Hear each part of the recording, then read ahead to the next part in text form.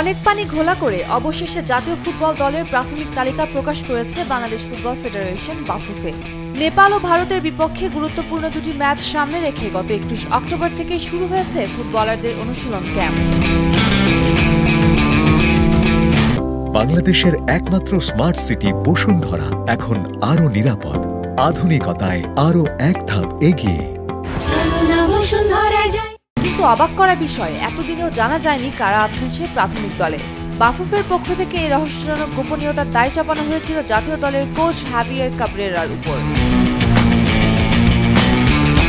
তবে মঙ্গলবার ছুটি কাটিয়ে দেশে ফিরে প্রথম অনুশীলনের দিনেই কাবরেরা জানালেন আসল কথা।